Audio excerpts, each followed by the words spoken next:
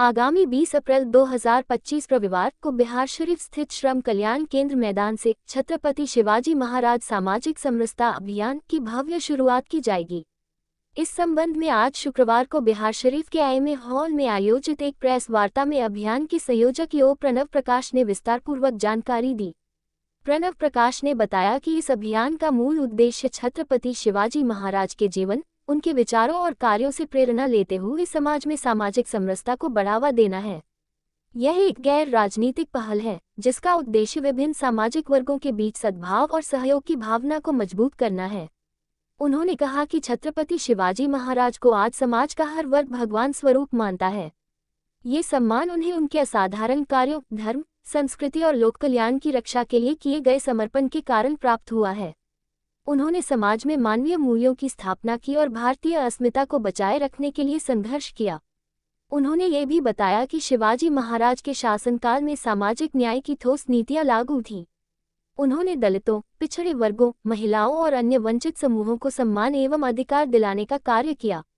उनके समावेशी शासन मॉडल आज भी प्रासंगिक और प्रेरणादायक है। अंत में संयोजक यो प्रणव प्रकाश ने बिहार वासियों से इस अभियान में बढ़ चढ़कर भाग लेने की अपील की। उन्होंने कहा कि हम सभी को मिलकर शिवाजी महाराज के आदर्शों को आत्मसात करते हुए एक समरस, संगठित और मजबूत समाज की दिशा में कार्य करना चाहिए। उद्धरण चिन्ह। प्रेस वार्ता के दौरान अभियान से जुड़े अन्य प्रमुख सदस्य दिलीप मंडल, कुंदन कुमार, हरिहर प्रसाद सिंह, दीप गौरव एवं अन्य कार्यकर्ता। 20 अप्रैल 2025 रविवार बिहारशरीफ के श्रम कल्याण केंद्र में एक बहुत बड़े अभियान की, महत्वाकांक्षी अभियान की शुरुआत हो रही है, जो अपने आप में अनूठी है, पहली है।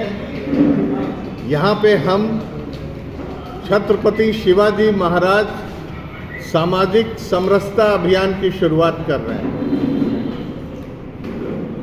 आप तो जानते हैं नालंदा ज्ञान की धरती है। यहाँ की जमीन भी बहुत उर्वर है और यहाँ के लोगों का दिमाग भी बहुत, मानस भी बहुत उर्वर है। इसी उर्वरता का परिणाम है कि हमने कई नई धाराएं यहाँ से चलाई।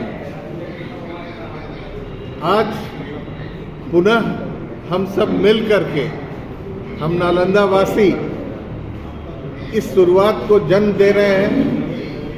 यहाँ हम ये बताना चाहते हैं कि छत्रपति शिवाजी महाराज न सिर्फ एक अप्रतिम योद्धा थे, बल्कि वो शायद भारत के पहले ऐसे प्रशासक थे जिन्होंने व्यवस्थित ढंग से शासकीय व्यवस्थाएं स्थापित की। इसका उदाहरण है सत्ता का विकेंद्रीकरण। उन्होंने अपने रियासत को प्रांतों में बांटा और प्रांतपति नियुक्त किए। प्रांतपति मतलब आज के CM। अब आपको ये भी आश्चर्य होगा कि उनके ज़माने में कई विभाग हुए, कई विभागीय मंत्री हुए। 8 विभाग हुआ करते थे, जिसमें आर्थिक विभाग होता था, रक्षा मंत्रालय होता था, जैसे आज रक्षा मंत्रालय, रक्षा विभाग होता था। तो ऐसे विराट, दूरदर्शी और एक तरह से कहें बुद्धिजीवी राजा भारत में विरले ही हुए हैं। तो छत्रपति शिवाजी के इस रूप को अगर आज के वर्तमान परिप्रेक्ष्य में हम देखना चाहें तो ये बहुत ही समसामयिक लगेंगे, चाहे ये राजनीति हो या प्रशासन हो। तो हम चाहते हैं कि उनकी ये नीतियाँ स्थापित हों, उनके विचार लोगों तक पहुँचे और हम उसे आत्मसात करके एक नए भारत की पहल करें।